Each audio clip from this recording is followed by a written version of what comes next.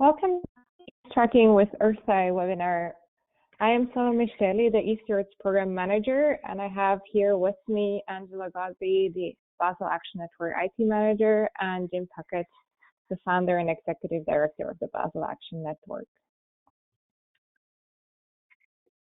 We'll speak today about EarthEye and GPS tracking, and after I speak, we'll hear from Jim Puckett. He'll tell us about the history and our experience use of tracking, then how it works, and a tour of EarthEye. This will be given by Angela, and then Jim will give you some reasons why you should use tracking, what the advantages and inconveniences are, and then we'll wrap up in the end with a Q&A section. So keep your questions for that moment. And with no further delay, I'll hand it over to Jim Puckett, who's the Basel Action Network founder and executive director. Thanks, Salome, and good afternoon and good morning, everyone. As you know, Basel Action Network does advocacy work on waste trade and trying to prevent dumping of hazardous waste from developed countries on developing countries. That's kind of our mission in a nutshell. And over the years, we have had to do some type of tracking to know where the problem was and to discover the problems out there, to do some ground truthing and expose what we think is a real environmental crime that still goes on today. Our first story we did was called Exporting Harm. The second one was the digital dump. There we used the tracking technique of following seagoing containers, intermodal containers. We would find their tracking numbers and we would follow them with online databases that the shipping companies provide.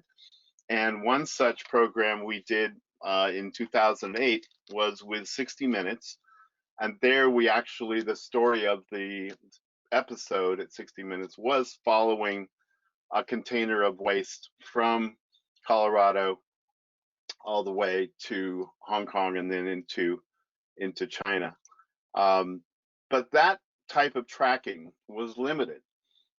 We couldn't do a lot of things like find out precisely where the waste ended up. We could know the port it left from, we could know the port it was arriving at, but we didn't know all the points in between, and we certainly didn't know the end environmental fate without further investigation.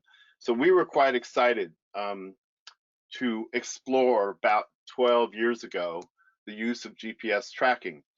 And we got very good at it. We realized it was a very effective tool, very accurate, amazingly so. And we just kind of were hoping to be able to make use of it. And we finally got a grant from the Body Shop Foundation to really scale up and see how we could use it to find out the flows of e-waste from primarily North America in the beginning.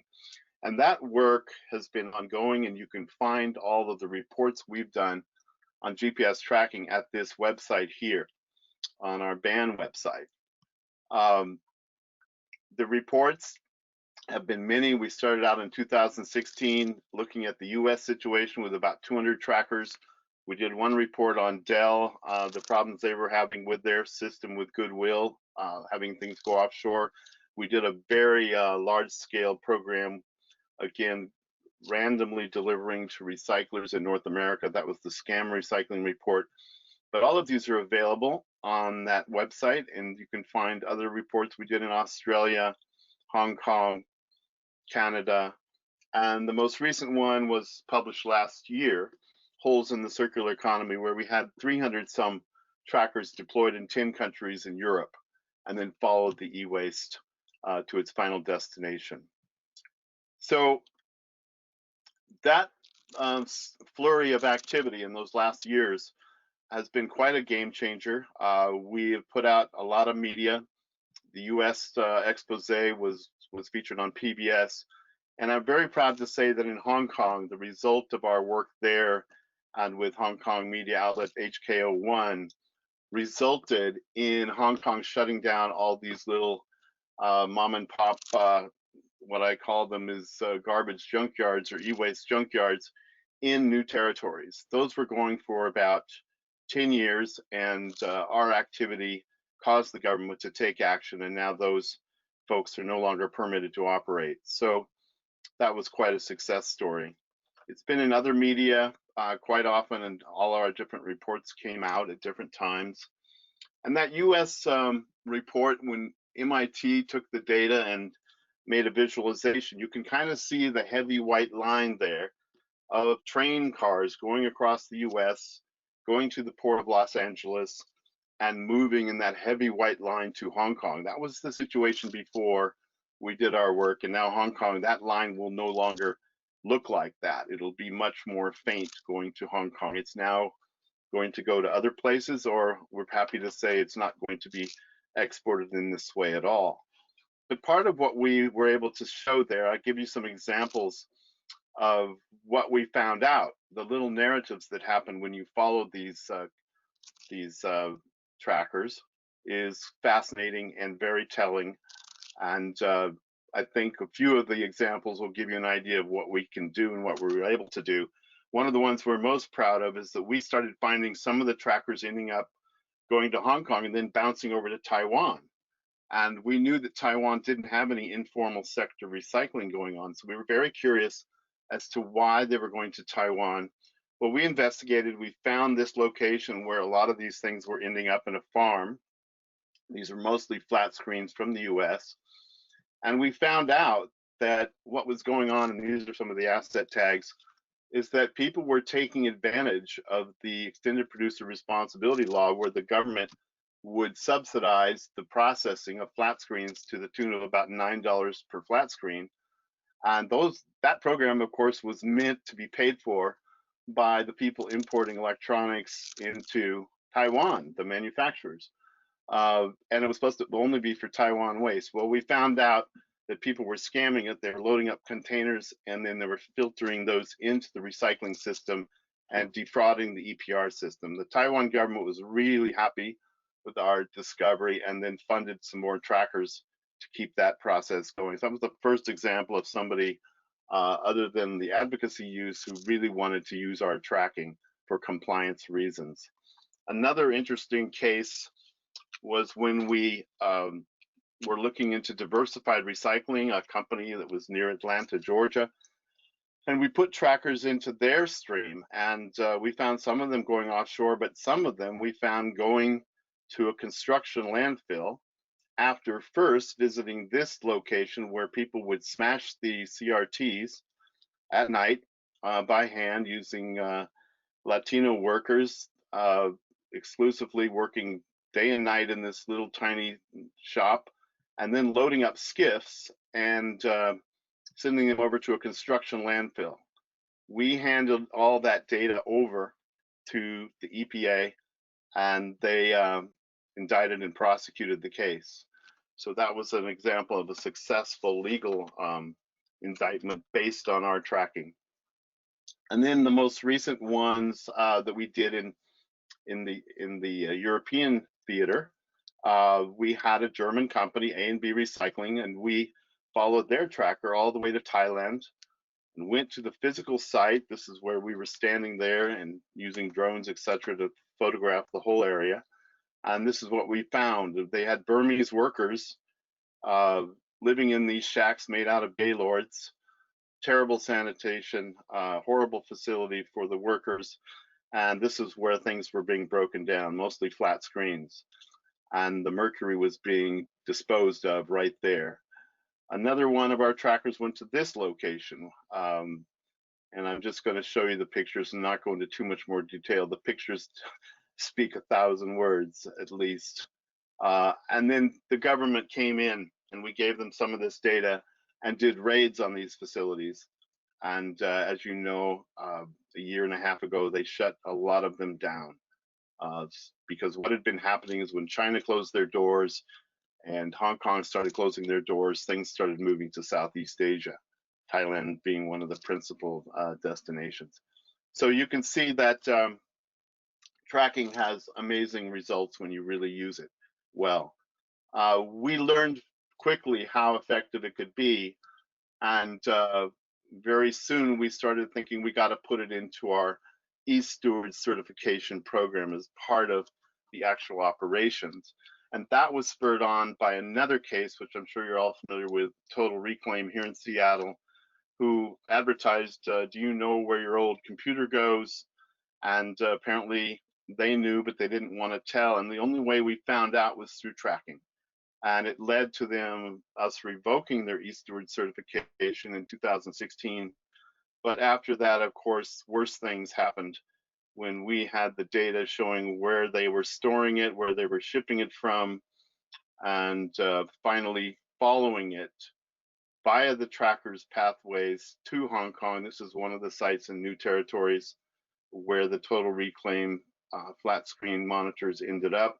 This is one of the breakdown operations where all the mercury lamps are being discarded and not being cared for, nobody being protected. That's TotalReclaim's waste, and this is the Gaylord boxes I found from TotalReclaim. So the federal government, as you know, the end of the story, went in and took our evidence based totally on the tracking, and then the follow-up. The state government first fined them $500,000, but then the federal government came in and did much more enforcement and prosecution, and finally sending the two executives to jail for 28-month sentences each. So that was all based on a little GPS tracker of finding out what the truth held for that particular company. And so we took this information to one of our e-Stewards face-to-face meetings, and people said, we have to be caught doing the right thing. We want to be tracked as part of the program. So it was part of our performance verification system, which includes unannounced inspections. We have added trackers into our program, so everyone has agreed to be tracked randomly and in a hidden way.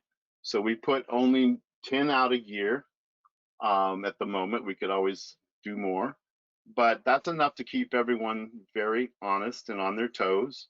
And it's working really well. So since that time, we have not seen an e-Stewards violation for export. So that's excellent news, and it's something in our certification program we're quite proud of. So it makes it possible also, because we as an independent body are checking on our e-Stewards, it makes it possible for us to provide our e-Stewards with more trackers that they can deploy themselves and at a discount. So if we didn't have that and they just did tracking on their own, if we didn't have that safeguard, it could easily be a tool for greenwashing for recyclers. Say, oh, we're tracking our waste, don't worry, but then they make sure the destinations are all benign and not a problem. There would be no real policing going on. It could be used as a complete greenwash. So for recyclers, we insist that they be e-Stewards if we want to have them use our trackers for that reason.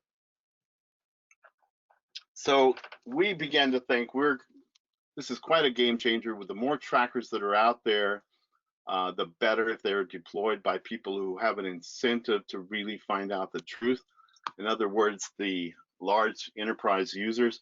So we thought we would launch a program, a service, and we called it EarthEye, to do this commercially in a very different basis than advocacy. So it is not a program where we're going to be publishing the information. You control the data. We're under strict NDA, but it's very helpful to have trackers out there by those that really want to know the truth and want to do due diligence and want compliance.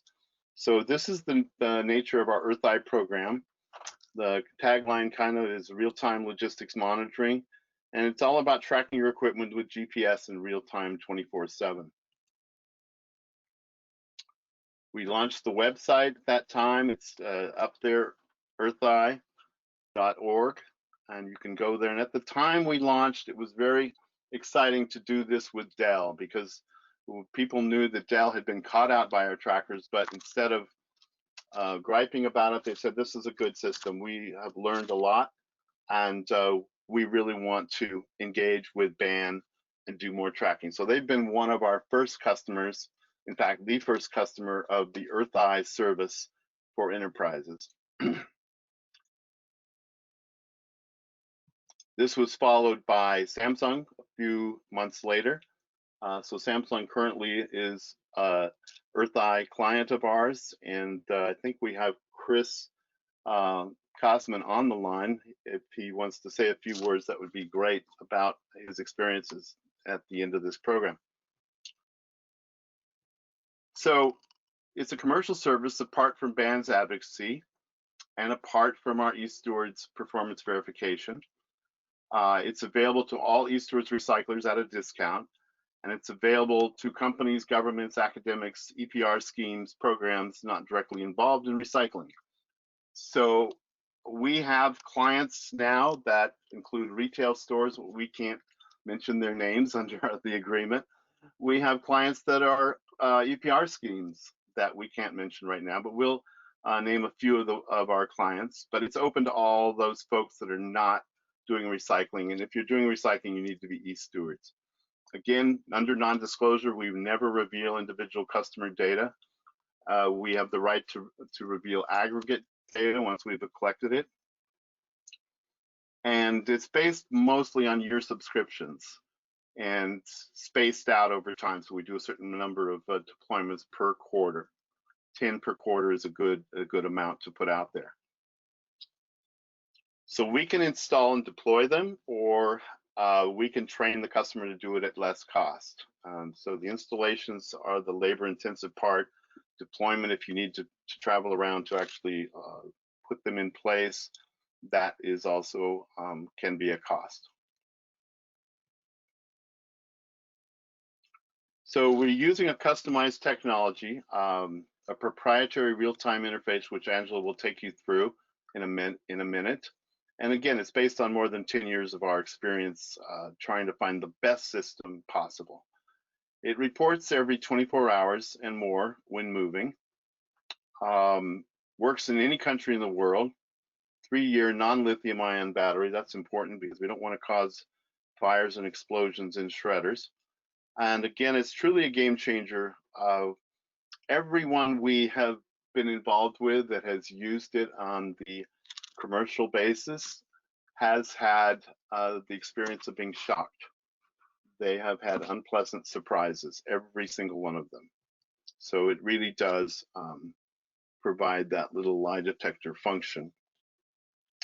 And we like to say it's the equivalent of a due diligence audit every 24 hours. So these are some of our current customers we can name. There's quite a few more that we can't name. And again, the website is there for you to go and take a look. And the only thing that's not there is the actual pricing. That is so variable that you need to contact us and we can let you know what, based on what you have in mind. So Angelo is going to take you on a wild ride here. And so I'd like to hand over the controls over to him. Hi there, this is Angela. Give me 1 second to set up. All right. Today I'll be discussing how our trackers work. And so let me advance this. Our current trackers are more like smartphones with GPS antenna and a battery, fairly large battery. We want to make sure that this battery is super safe, so we did a lot of research. And we also wanted to make it waterproof so that we didn't have any short circuits or that the trackers wouldn't have any issues with their data. We implemented several battery saving features such as a sleep mode where it goes into deep sleep, and that helps save the battery life quite a lot. And as we've said, these trackers ping every 24 hours or whenever they're on the move. And so that helps out a lot. One good thing is that these trackers are actually user configurable. So you can change the frequency. For example, if you know it's on the move, you can change how often it pings to maybe like every 2 hours or 3 hours, or even every 10 minutes. Those are all user configurable. And what's great with our backend is also you can see the battery life with these trackers and how they're lasting, so you can get an idea of how you really want to use these trackers. So as we've said, right now in their default settings, they they ping every 24 hours, and when they're on the move, every 2 minutes. The moment that it wakes up, this is how GPS generally works, is the device has to seek satellites. And so it kind of needs a little bit of an open space or places that are not Faraday caged too much.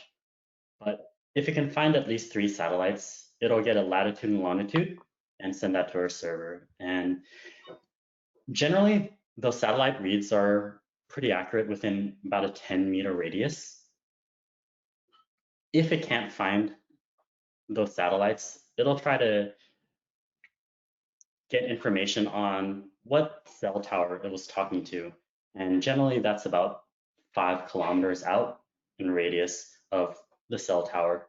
And we'll get that information back, and you'll see that in your portal as a cell read. So you can at least know where your asset is. Our current trackers use 3G with 2G fallback. So this is a proven technology, and it has global reach. So right now it works in every country, which is fantastic. And we've been working on our portal as well. So you can see all this progress and all this data in real time, which is great. And so it actually works great for both your desktop and mobile experience. So whether you're in a meeting, you can pull it up, show it, or whether you're out actually in the field, you can just pull it up on your cell phone and it looks fantastic.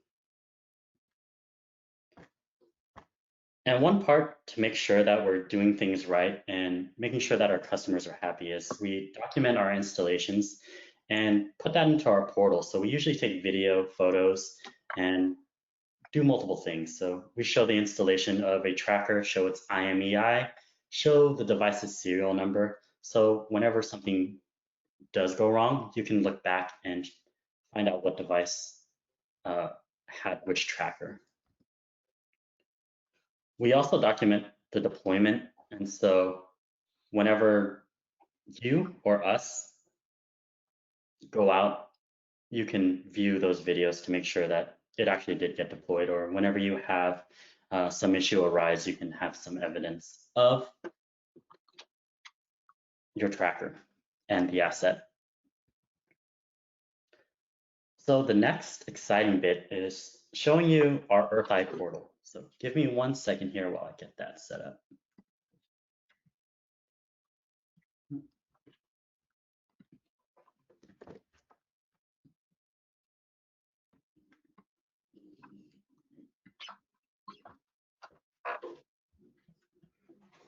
All right.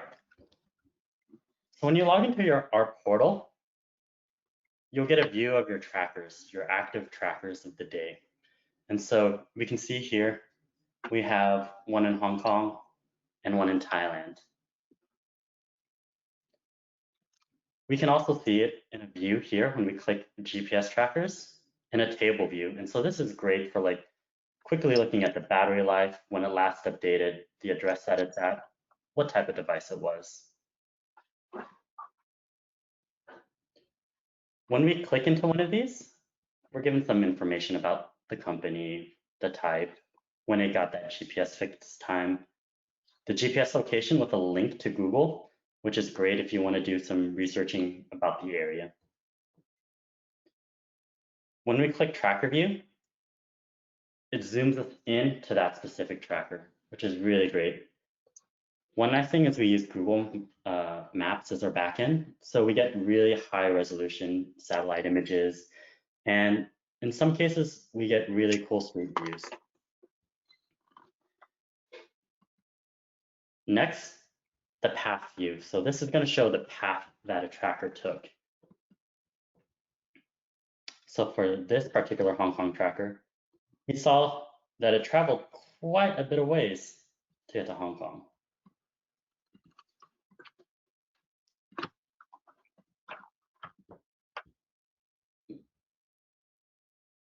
So when we zoom in here into Hong Kong, we'll actually see some movement where it pinged every 2 minutes or so.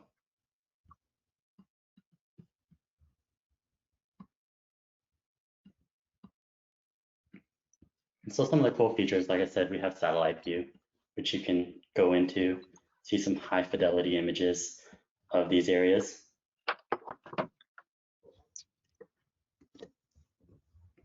And we also have street view, so I'll show that here. This one's a cool one,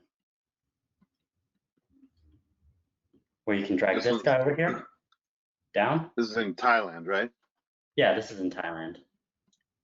And so this is actually really high resolution for a very remote place. So here we can see the company. It's a metal place. We can see some of the waste back here. We can see some of those gaylords back there. And actually, if we zoom out and zoom in, we can see some of that high resolution satellite photos. So we can see some of this black sludge over here, mostly from burning that waste. And you wouldn't have known that it was there. It just looks like general farmland. So that's pretty exciting when we find some of this stuff.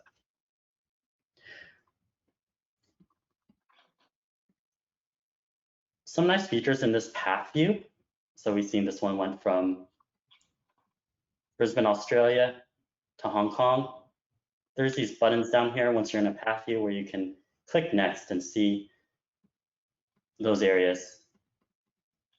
And there's this thing called POIs, which are points of interest, where you can select a point, add some information about it. For example, in this note, we added that this tracker arrived in new territories on March 1st, 2018.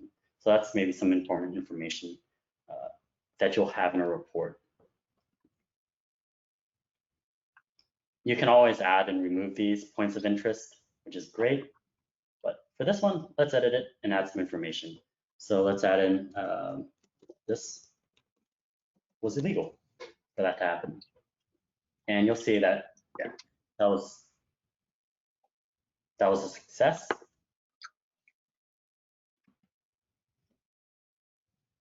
And when we go into a POI view, it'll select those points of interest with those notes, because sometimes it's a little bit cluttered when you look at how it's traveling around.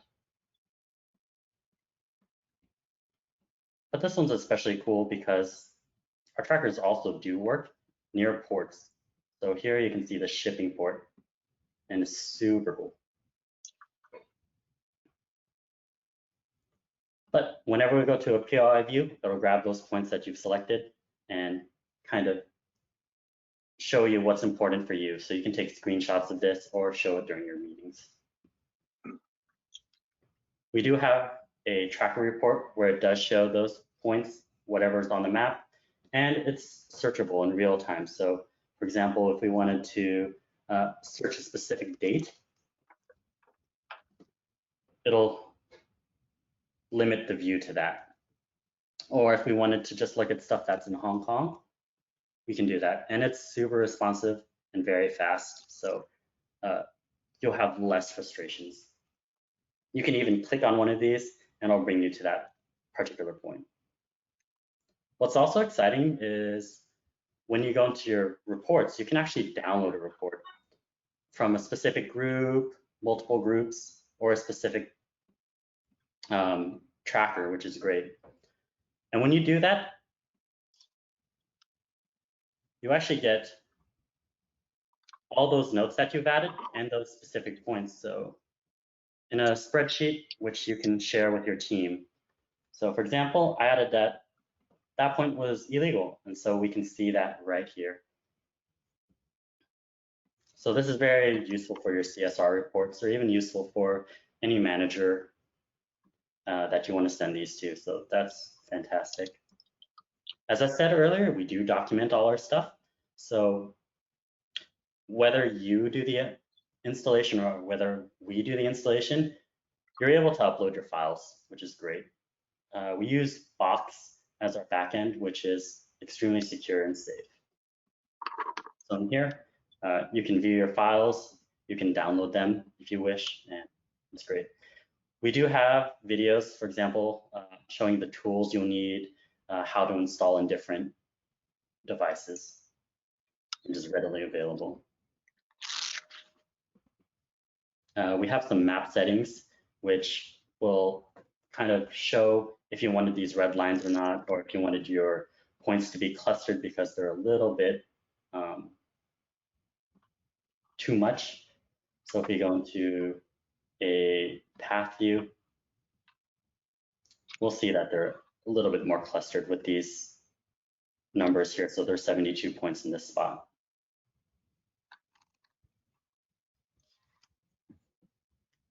We have your profile, which you can always change your password, change your email, change your time zone, which is great. And finally, we have email support. So whenever you have a problem or any issues or even any suggestions, you're always free to email us. And the way that you get to this section is at eartheye.org.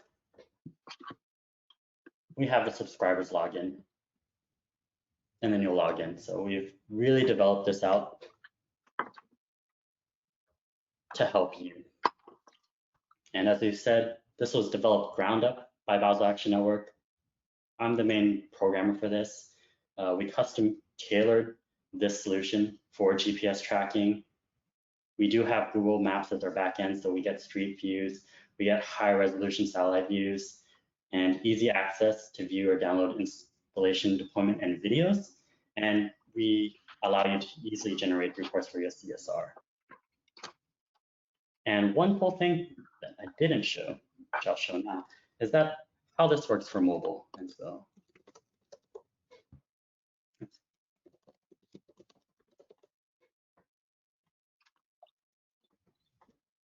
when you're in mobile, you'll still get the same features. And so this is great. So you can go into tracker view, and you can even do street views while in mobile. So this is really cool, and it makes life easy for you. Saves a lot of time, saves a lot of energy, saves a lot of money. And so next, we're showing the next generation of trackers that we're working on. And so I'll be sharing my webcam here and actually showing this tracker. So our goal was to create a smaller device to really meet the modern needs of asset tracking, including plastic waste tracking. So that's a very hot issue right now. And we wanted to ensure that the tracker was light enough, small enough to fit in plastic containers and really be able to track it and not get separated from its host. And so some of those features that we've added in were having a smaller package for the easier installation into plastic waste, smaller electronics, and definitely other assets that are smaller where our larger tracker wouldn't fit. We again wanted to have good battery life, so we incorporated battery saving features and also used very safe batteries. It's great. We also had included some sensors, for example, so we know when a device gets separated from its host. So we have that alarm, which you'll see in your dashboard. And this is important for, sometimes you may get false positives or false negatives where a device got separated and you're actually just tracking the tracker instead of the device. And so we've seen this in the past, and we've included this in this custom design solution, and it's great. We've also had the housing, once again, weatherproof, durable, and to be able to withstand the pressures of bailing and just compression. So I believe they can withstand like around 2,000 pounds per square inch. So these trackers were meant to be abused a little bit and survive. So these are some images of the housing on the left side and the actual tracker on the right side. I'll be sharing my webcam here in a moment and kind of show you how thin and how these devices actually look. So you should be able to see me now. This is our actual tracker board right here. As you can see, EarthEye with our website address, and there's some information like the IMEI, and this is the backboard. So this is a custom solution that we built in-house. This portion right here is the actual cutoff switch, so you can detect when it gets separated from its host. We use 4G LTE and with a 2G fallback to ensure that it's available in all countries and works in all countries. There are some solutions out there that may use 5G or NB-IoT. Those haven't matured quite yet. And so those solutions only work in larger cities and limited countries. And this is one with the battery housing. And you can tell they're super thin. And this is the actual housing. So to make sure that it is waterproof, we have a silicone gasket that actually encloses the rim in here to ensure that the trackers are waterproof. And so I'm gonna give the map over here to Jim, and he'll explain the benefits of tracking and why tracking. Nice, Angela, that was great. Yeah, you guys have probably figured out by now that you could use this tool. It's very fun, but there's a lot of really good reasons to use it besides entertainment value, for sure. The major benefits that we have highlighted here is that it provides real data in real time. So a lot of the studies that have been done about flows of waste based on paperwork are all based on the idea that somebody is going to be telling the truth and filling out that paperwork properly.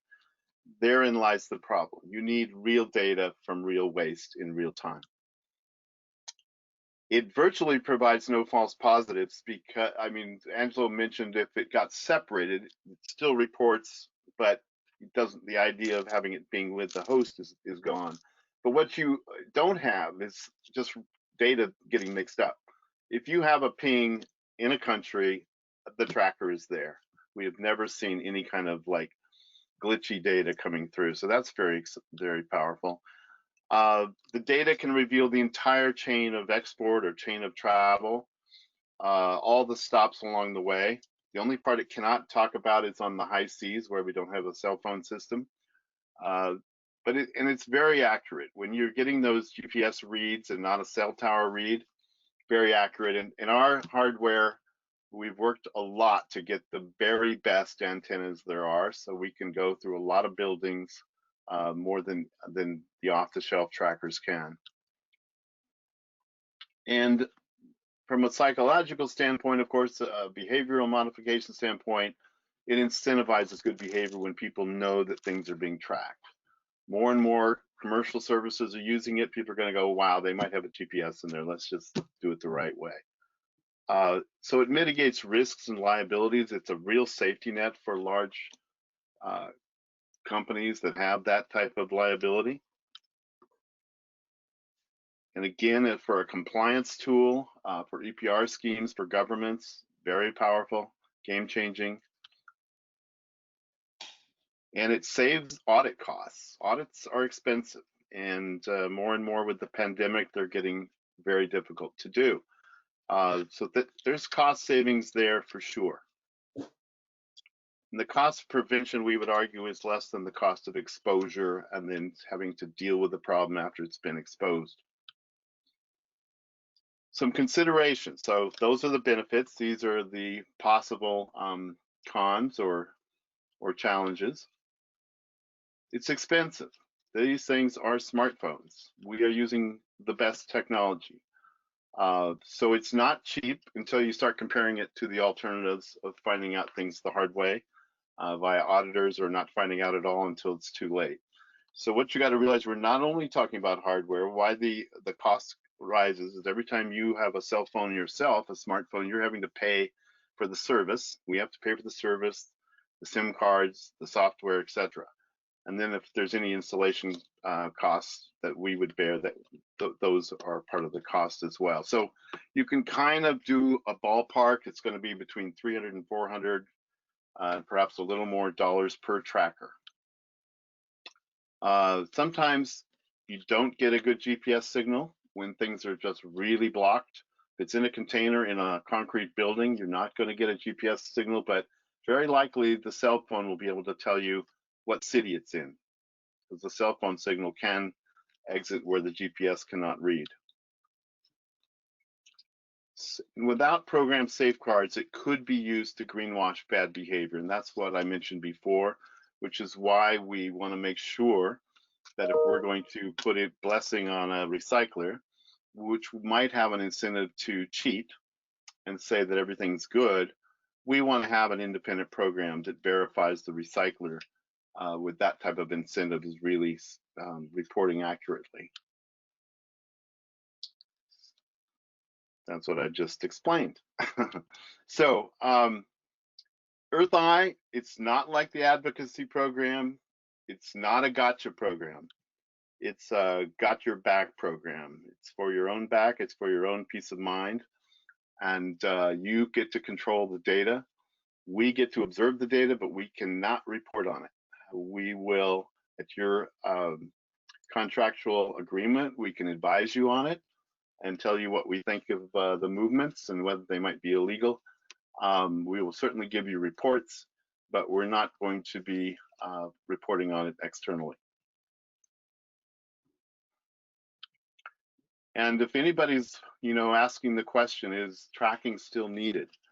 Are developing countries still at risk for this particular issue? And there's so many uses for tracking beyond this issue, but is your data at risk? Do you really know where stuff is going?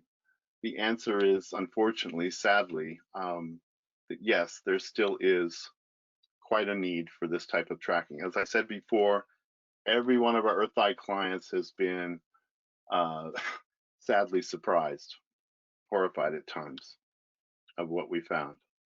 So for the specific customers, enterprises, it reduces your risk and liability. You know where your retired IT is going for sure, not what people tell you, where they tell you it might be going. Reduces compliance expense, including travel costs.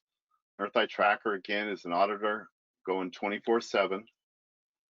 In the times of a pandemic, when travel is difficult, compliance issues are complicated, trackers are there when you can't be. It might seem expensive, but again, one mistake can cost millions of dollars and ruin a good name, a good brand, which has great value. So for recyclers and refurbishers, e-stewards that want to use this, somebody once said, trust but verify. Again, this is the same true for enterprises, of course, but this is a way of verifying.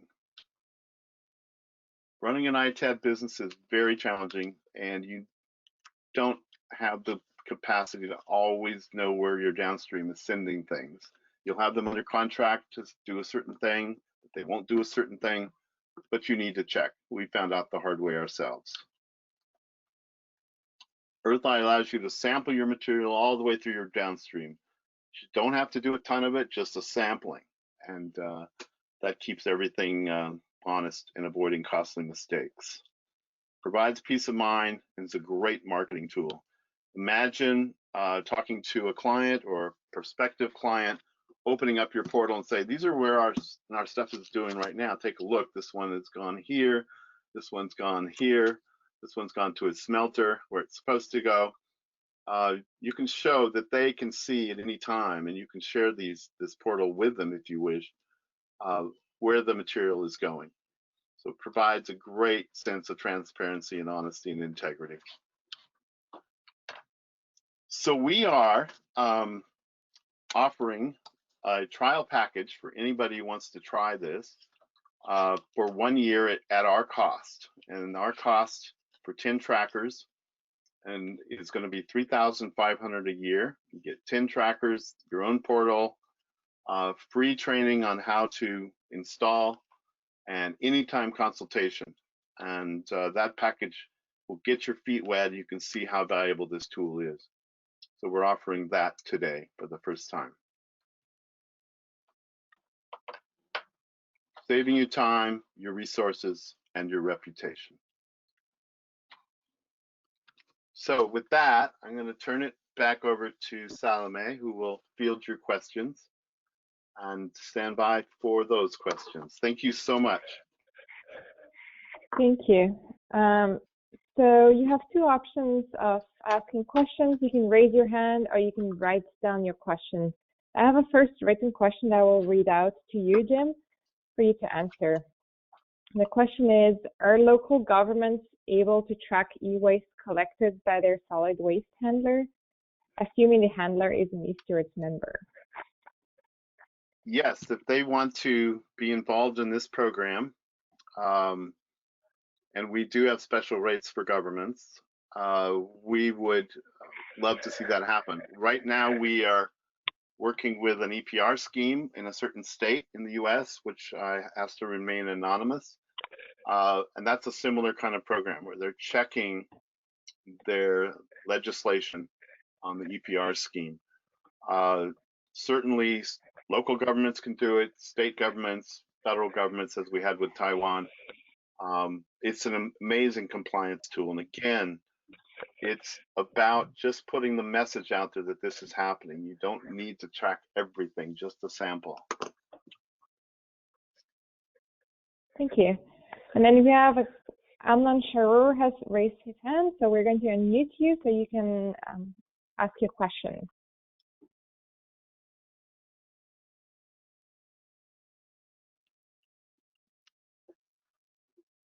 Okay. Seems like you're muted. In case you muted by your. Maybe we can unmute everybody. Okay. Yeah. And then there's another question that's a follow-up from the previous question I read out. Does the customer install the tracker themselves? You can, and that will make it less expensive for you. We will train you on how to do that, because there are some do's and don'ts with installing trackers into your equipment, and we can walk you through it remotely. We have a training webinar, training video already, but we could then take your actual device, get on FaceTime, and actually walk you through it. That's important. You don't want to mess up the installations. This is an investment. You want to make sure everything works. And we have another question. What about tracker temperature? Angelo. Yeah, so our current trackers actually track temperature. And so that is a feature. But how would you use it is really up to you. So there might be cases where you might be interested in if it's in a warehouse, which might be hot, or if it's outside where it might be cold. But yeah, maybe the questioner is asking, do they work at really cold temperatures or really hot temperatures? Oh, yes. Yeah, are they burning also? That's the other question. Yeah, so they do work in cold temperatures, I believe, like to -20 Celsius, and they do work in really hot environments, I believe, past like 90 Celsius. Other question, what about e-waste burning? Burning? Mm-hmm. Well, the amazing thing about this system is you don't have to get on an airplane to learn a lot. Because of Google and Google Earth and Google Street View, I can detect when I see a facility like with one we showed you in Thailand, and we see a lot of black ash. I know there's a smelter there, and if you look a little closer, you usually find the little circle, the smelter stack from a satellite view. The stack is the little circle, right? And you can see that, and you know that burning is going on. In that one facility that we showed you at the beginning of the show, they had quite a burning operation. So they would remove the circuit boards on site and pluck out the chips that were valuable, then burn the rest of it. And the dioxin emissions from such a facility would just be horrific. But that's what they were doing day in and day out over an agricultural area in Thailand. You can see a lot of that before you even get on an airplane and go there. But that's another service we can provide. If you don't want to follow up your trackers, we can do that kind of on the ground investigation also. Yeah, and what's great about that also to add in, we have many years of experience. So we have Chris Brandt, who is the research manager, and he has a wealth of information on specific sites and specific places that might be of interest. And so when you ask these kinds of questions, he'll be able to guide you through to say this particular place does burn e-waste. Yeah, the one that we showed you in Thailand with those black areas, we went there because the Australian Broadcasting Corporation wanted us to go there and actually do some more investigation. We went there, knocked on the door, and we said we'd like to see your e-waste, and they said we don't have any e-waste in here. And so Chris, who was there with Haley, they put a drone up in the air, and the drone was photographing all the stacks of e-waste. And then the owners came running out and said, "What are you doing? What are you doing?" We said, "We're just photographing." And they said, "Oh, come on in." And they went in and they saw just massive amounts of material stockpiled from North America. Then we have our next question. For the service, do you source the e-waste and install as well, or do we need to supply the e-waste? We can supply it for you. We have sources for it. And we have some right now in storage, for example, that we would use. So we can do that, or you can provide your own. Likewise, you can install your own, you can deploy your own, or you can hire us to do it. Great. Maybe Chris, if you would like to say a few words about your experience. Let me unmute Chris you. Kosman in the house? Yes. Yes. Hey, can you hear me? Yay. Yes. All right. This is my name's Chris Kasman. I'm with Samsung. I run e-waste take back and regulatory compliance for Samsung across the US. We've been using EarthEye for 2 years, 2019 and 2020, and have had a great experience with it. One of the things that I guess I want to touch on a couple things that maybe you guys didn't hit on that others would be interested in hearing. So we have 40 trackers out in 2019, 40 out in 2020. We have experience both installing the trackers and deploying the trackers ourselves, but also having EarthEye do it for us. And the names Haley and Chris were just mentioned, but behind the scenes, them and Angelo have been awesome at working with me and answering any questions, working on updating and editing software features within the EarthEye portal. These things, a lot of the things that actually, some of the things that Angelo highlighted in the PowerPoint presentation were different things that him and I kind of brainstormed on and worked together. And it's been really cool to see it come together and follow the trackers throughout the US and the world. That said, one of the things that's interesting for Samsung is, we're deploying the trackers into our collection sites where consumers drop off e-waste, and the trackers not only help us validate that that our recyclers are doing the right thing, but they're also helping to validate that the collection sites are actually sending the trackers onto our recyclers and not diverting them to the trash or to another entity. So we use it to keep our recyclers honest, but also to keep the collection sites that are within our networks honest as well. So it's something that we don't plan, at least right now, on stopping. It's something that is kind of an addendum, an add-on to our auditing protocol through our eStewards recycler network in the US, and it's been great. So I can answer any questions, but thanks for working with me, and let's keep going. Thank you, Chris. Thank you, Chris. And I do want to touch up on the partnership with Samsung and Chris specifically.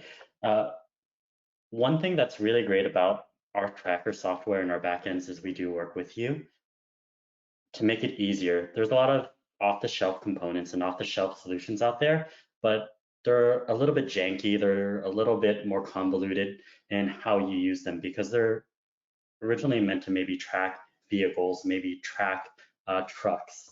And so a lot of the features in these may not be useful to you. So having been able to work with Chris and find things that he really needs and things that our customers really want and being able to implement it as a custom solution only makes the platform much better, much more useful, and much more easier for our customers. And also for our customers, it also helps really develop good, strong trust with their brand, with their customers, and whatnot.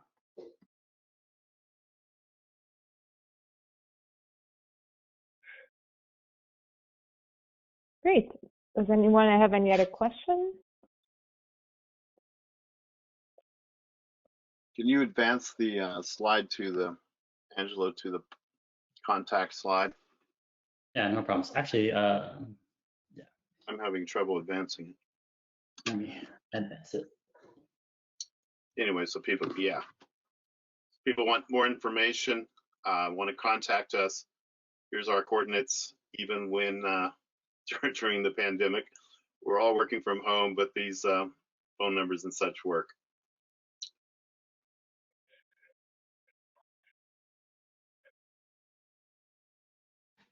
Great. So thank you all for joining us. Yeah. Thank you all again for your time and your patience. Thanks so much. Looking forward to you contacting for more information. Take care.